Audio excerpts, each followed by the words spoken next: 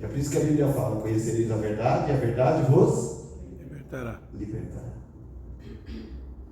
Porque agora eu creio na verdade, eu vivo a verdade, e agora eu estou me preparando para a volta de Cristo. Tudo acontece do dia para a noite? Não.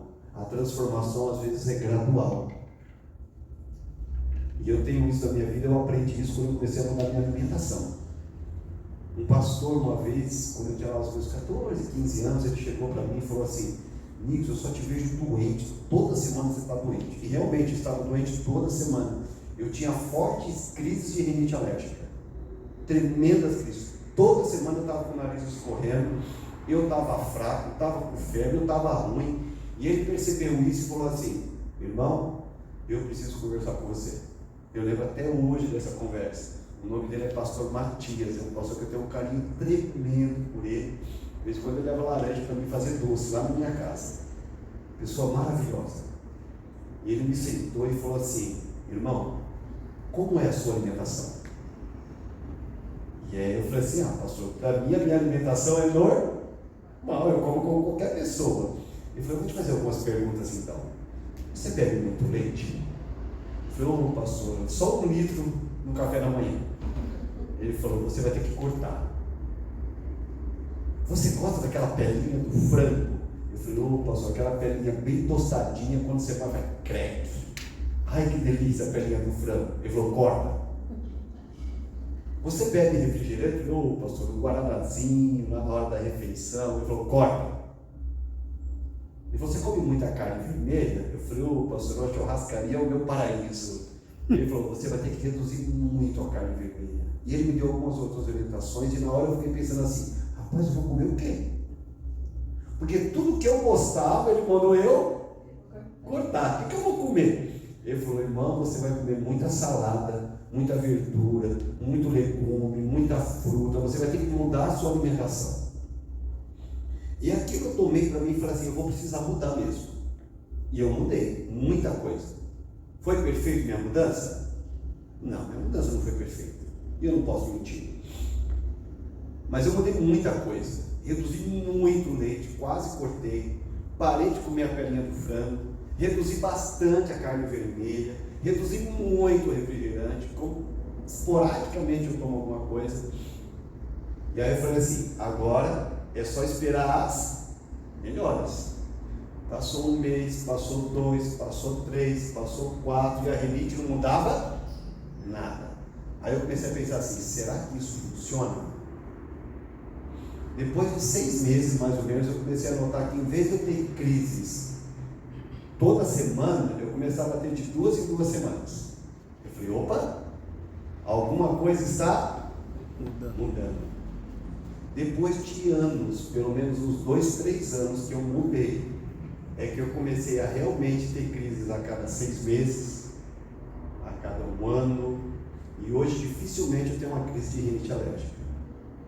Quando a gente muda algo em nossa vida, quando Deus pede para que nós mudemos algo em nossa vida, muitas vezes a gente olha e fala assim: eu quero resultados imediatos, eu parei de mentir, eu quero que todo mundo confie em mim. Isso vai acontecer? É um processo, as pessoas vão ter que ver sua mudança, vão ter que conhecer você para começar a acreditar em você. Não fique magoado se as pessoas ainda não acreditam. Mas Nix, eu vou mudar minha alimentação, minha saúde vai ser 100%. Não vai ser 100% no começo. O corpo demora para se acostumar, para mudar, para desintoxicar, demora. E esses falsos profetas chegam e falam assim: Deus já fez. Acabou, agora você não sente mais isso, não sente mais aquilo, Deus resolve todos os problemas, Só que Deus não age assim. Para alguns casos ele age, não para todos os casos. E Satanás sabe que toda vez que acontece algo assim, o ânimo das pessoas cai. O falso profeta diz que vai acontecer, e a Bíblia diz que um dos sinais dos falsos profetas, quando ele falar e não acontecer, ele é um falso profeta. Esse é um dos sinais. Se o profeta está em Deuteronômio 18, 22, quando ele fala e não se cumpre, ele é um falso profeta. Mas as pessoas acreditam e veem ele como um profeta de Deus. E o olho do povo vai caindo, caindo e caindo. E quando o falso profeta que fala e não se cumpre é interrogado, sabe o que ele diz? A culpa não é minha. É que você fez alguma coisa errada e a profecia não cumpriu na sua vida. A culpa é de quem? É do outro. Nunca dele. Nunca dele. Presta atenção. Deus diz que você vai prosperar.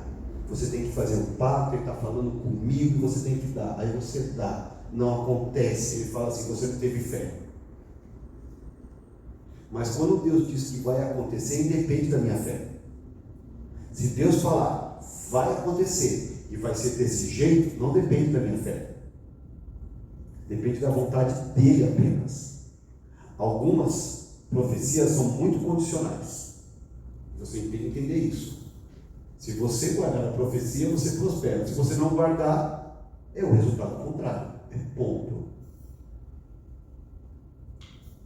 A primeira coisa do profeta, quando ele fala e não se cumpre, ele é um falso profeta.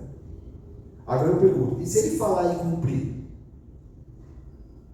E aí? Aí ele é um profeta de Deus? Deuteronômio 13, abra sua Bíblia aí. Primeiro nós falamos sobre falar e não se cumprir. E se ele falar e cumprir?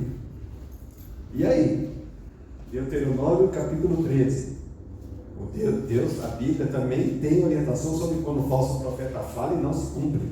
Deuteronômio 13, versículo 1 a 4 diz o seguinte: quando o profeta ou sonhador se levantar no meio de ti e te anunciar um sinal ou prodígio, e suceder o tal sinal ou prodígio de que te houver falado, e disser, vamos após outros deuses que não conhecestes e sirvamos-los, não ouvirás as palavras desse profeta ou sonhador, porquanto o Senhor vosso Deus vos prova, para saber se amais ao Senhor vosso Deus de todo o vosso coração, de toda a vossa.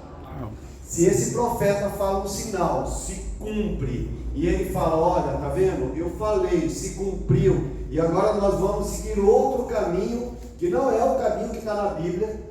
Agora essa parte da Bíblia não vale mais, porque eu falei se cumpriu, agora eu tenho a voz de Deus, e agora eu vou falar contra a palavra de Deus, a gente vai seguir outros deuses, nós vamos seguir outra lei que não é a lei de Deus. A Bíblia diz, esse profeta é um profeta falso, mesmo que o sinal se cumpra. É por isso que Mateus 24 fala, ele vai fazer sinais e prodígios que, se possível, vai enganar os próprios escolhidos. Então não basta ele falar e cumprir o sinal, ele tem que falar, cumprir o sinal e dar testemunho de Jesus, e tem que falar a verdade, e não pode fugir daquilo que a Bíblia diz. Se ele fugir, falso profeta. Outro sinal diz o seguinte, Mateus 7, versículos 15 a 16. Outro sinal para você saber se é um profeta verdadeiro ou um falso. Mateus 7, versículos 15 a 16 diz o seguinte: acautelai-vos dos falsos profetas, que se vos apresentam disfarçados em ovelhas, mas por dentro são lobos devoradores. Pelos seus frutos os conhecereis. Colhe-se porventura uva dos espinheiros ou figos dos abrolhos? Como é a vida do profeta? E quando eu vejo pelos seus frutos, eu me remeto lá a Gálatas, versículo 5, que fala dos frutos do Espírito: amor, paz, bondade, benignidade, mansidão, domínio próprio. Contra essas coisas não há lei. Se o profeta é glutão, se o profeta é nervoso demais, xinga, grita, você vai ver como é que é a fama dele dentro da sociedade. As pessoas falam, rapaz, aquele rapaz ali não é boa pista não. Está devendo ali, está devendo ali, está devendo acolá, não paga as dívidas. A esposa dele diz que ele não é carinhoso, que ele não é atencioso, que ele não a ouve, trata os filhos que nem bicho. E aí ele aparece e fala assim: eu sou um profeta de Deus. Isso é fruto de um profeta de Deus? Negativo. Pelos seus frutos o conhecereis. Como é que é a vida dele? Como ele age quando ninguém está vendo? como ele age quando ele é confrontado e as pessoas falam: eu não acredito em você. Como ele age, como ele se sente humilhado por alguma situação. Ele é nervoso, explosivo, raivoso. Se ele não tem o fruto do Espírito, como é que ele pode profetizar e dar testemunho de Jesus? Se ele não tem o poder de Deus e não foi transformado pelo Espírito de Deus, como é que ele pode ter o Espírito de profecia? Não dá. Mas Nixon, Deus só vai usar quem é santo? Não. Deus é misericordioso.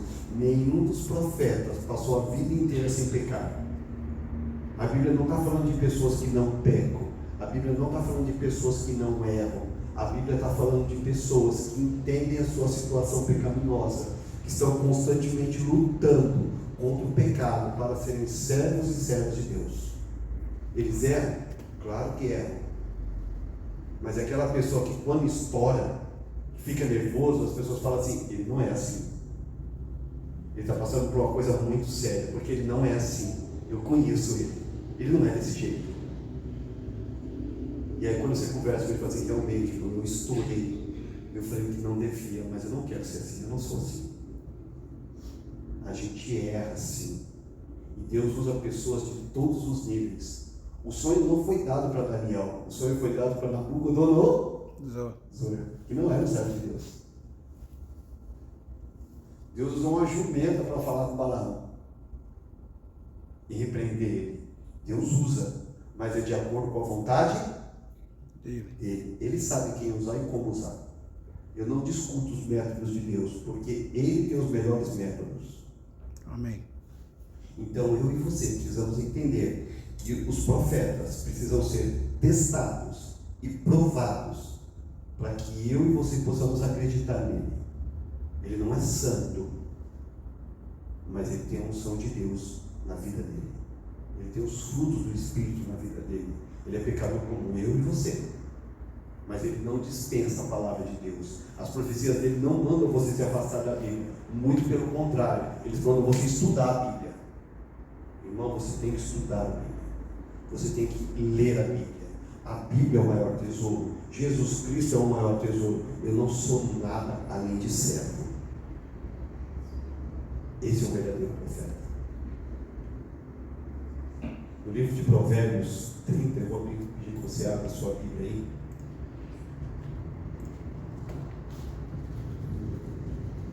Eu li esse Provérbios num status de uma amiga lá do Maranhão.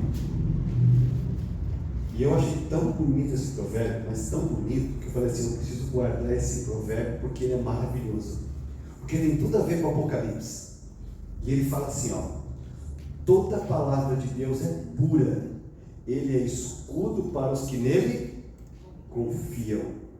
Nada acrescentes às suas palavras, para que não te repreenda e seja achado o quê? Mentiroso. Olha só, a Bíblia diz em Provérbios, isso é Salomão dizendo assim: a palavra de Deus é o quê? Pura. Toda palavra inspirada por Deus é útil para repreender, para ensinar, para corrigir, para ensinar na justiça. Toda palavra de Deus é útil para isso. Deus não joga palavras ao vento sem sentido nenhum. Deus tem razão quando fala, e Ele fala com autoridade. E se você for lá em Apocalipse 22, versículo 19, olha só que interessante. Apocalipse 22, versículo 19. Olha só como é que o livro termina. A gente leu em Provérbios. Apocalipse 22, 19 diz: e se alguém tirar qualquer coisa das palavras do livro dessa profecia, Deus tirará a sua parte da árvore da vida da cidade santa e das coisas que se acham escritas neste livro. Eu não posso alterar em nada a palavra de Deus. Se o profeta aparece e fala: vamos alterar algo, não é profeta. Não acredite nele. Deixa ele de lado, deixa ele falar. Se vira as costas, deixa ele falar. Mas não siga ele. Eu e você precisamos entender que a profecia foi dada para nós, para que eu e você pudéssemos nos fortalecer. Nós da Igreja Adventista acreditamos que o dom de profecia foi revelado a nós na pessoa de Ellen White. A gente não vê Ellen White como uma pessoa santa, uma pessoa que nunca pecou e uma pessoa que nunca errou. Essa não é a nossa visão. E os livros que ela escreveu, os diversos livros que ela escreveu, sempre apontam unicamente para a Bíblia. Todos os conselhos que ela dá a todas as pessoas que ela escreve, ela diz: vocês precisam se voltar para Cristo, vocês precisam orar, vocês precisam ler juntos. O mestre tem orientação na Bíblia para o que vocês precisam. Leiam juntos, estudem juntos, busquem a palavra de Deus, leiam a palavra de Deus. Ela é o caminho para a salvação e para a vida eterna em Cristo Jesus. Amém. As orientações não são para você se afastar da Bíblia, são para você continuar nela. Talvez você esteja pensando assim: poxa, Nixon, mas é que as pessoas às vezes idolatram, né? Eu quero dizer para você que nós não idolatramos ela, porque assim como o Apocalipse fala, ela é conserva nossa como qualquer um, e que nós devemos apenas temer a Deus, e a única glória deve ser dada a Ele. E foi isso que ela pregou a vida inteira. Ela nunca quis ser consciência de ninguém, mas ela pediu para que as pessoas estudassem a Bíblia e tirassem as suas próprias conclusões. Mas os livros dela, se você ler, você vai ficar espantado com as revelações que Deus fez sobre alimentação, sobre caráter, sobre disciplina, sobre tratamento interpessoal, sobre casais. Você vai falar assim: nossa, se eu tivesse lido esse livro antes, eu tinha deixado de cometer muitos erros. Reserve tempo para ler um livro. Se eu puder dar um conselho para você, eu vou dar 2 livros para você ler: O Desejado de Todas as Nações e O Grande Conflito. O Desejado de Todas as Nações fala da vida de Cristo, como Jesus tratava as pessoas, como ele lidava com as pessoas. E sabe qual é o conselho maior que tem naquele livro? Aprenda com o mestre. Veja o que ele fez, imite ele, faça o que ele fez. Veja a vida dele. Ele também sofreu, ele também foi perseguido, ele também foi humilhado. Não abaixe a cabeça, não perca a fé, porque se o mestre passou, nós que temos aqui o seguir o exemplo dele, nós também vamos passar. Mas não esmoreça, não abaixe a cabeça, a vitória é nossa. É um livro de vitória. O Grande Conflito fala disso que nós vivemos hoje: falsos cristos, falsos profetas, falsas promessas. Satanás tentando de todas as maneiras enganar as pessoas, porque ele sabe que pouco tempo lhe resta e ele sairá. A única maneira que ele tem de atacar a Cristo é fazendo com que eu e você soframos. A única maneira que ele tem de machucar o coração de Deus é fazendo com que eu e você se afastemos da verdade e começamos a olhar para o outro lado e começamos a pensar que Deus não é tão amor como a gente pensava. E ele quer fazer com que você entenda errado o caráter de Deus. Ele quer fazer com que você pense que Deus é tirano, que Deus é mentiroso, que a lei dele não vale mais, que o amor dele já não é o mesmo, só que é. E eu quero terminar com um texto que está em 2 Crônicas 20, versículo 20. Para que você leve para casa e medite nisso.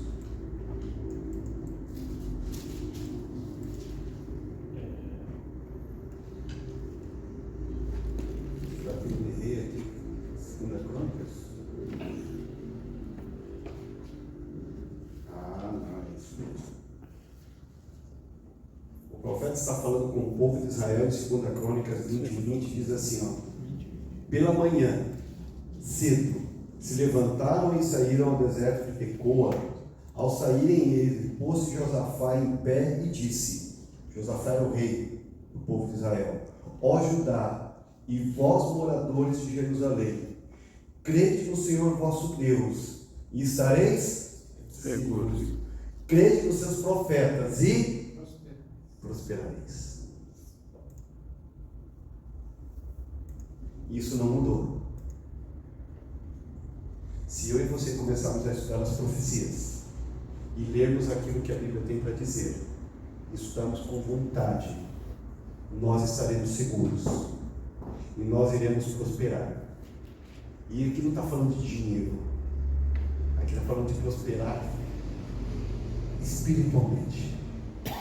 Eu vou ser feliz, alegre, eu vou ter ânimo. E quando a gente está animado, a gente luta melhor, a gente vive melhor, a gente toma boas decisões, a gente começa a ter amizades melhores, e tudo isso faz com que a minha vida seja melhor. E aí eu prospero também na parte material, porque a minha vida está melhor, eu me sinto seguro, eu posso tomar decisões, eu posso enfrentar o perigo, eu sei como o mundo acaba, eu sei como a coisa termina, e eu e você precisamos estar firmes nisso.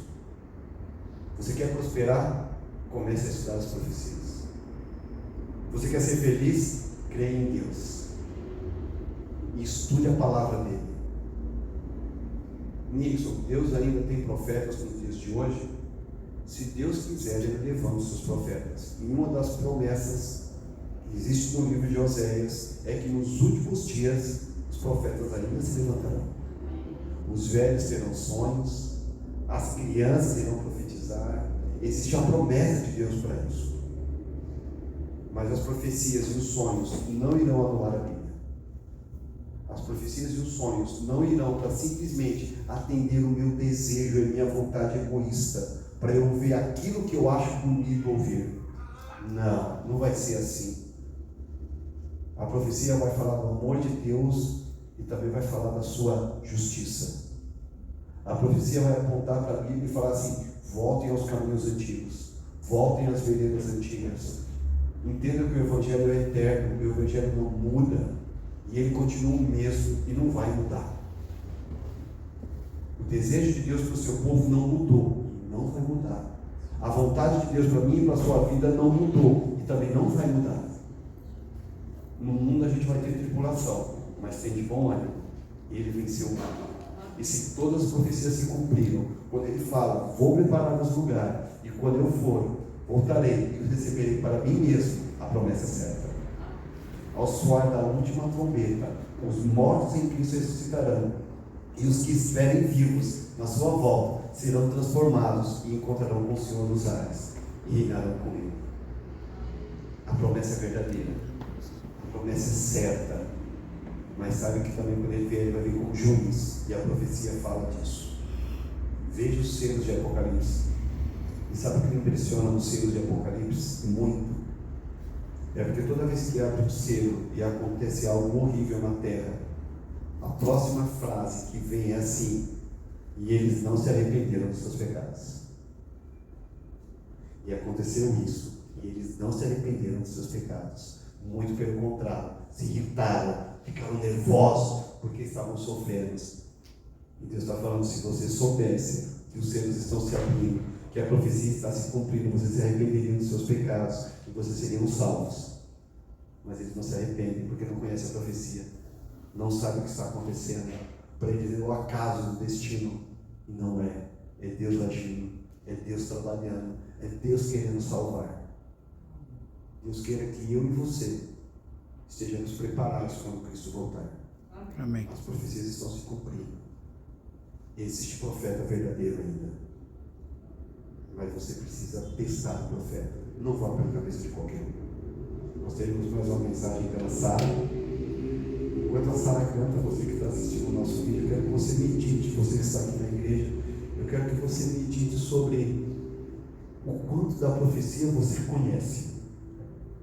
Não precisa falar com ninguém. Se você está em casa aí, está o seu marido, sua filha, está com a sua família, você não precisa discutir com eles o quanto você conhece. Faça uma autoanálise. O quanto eu conheço de profecia, o quanto eu conheço de Daniel, o quanto eu conheço de Apocalipse, o quanto eu conheço de Isaías, o quanto eu conheço de Jeremias, o quanto eu já li a Bíblia, o quanto eu já estudei.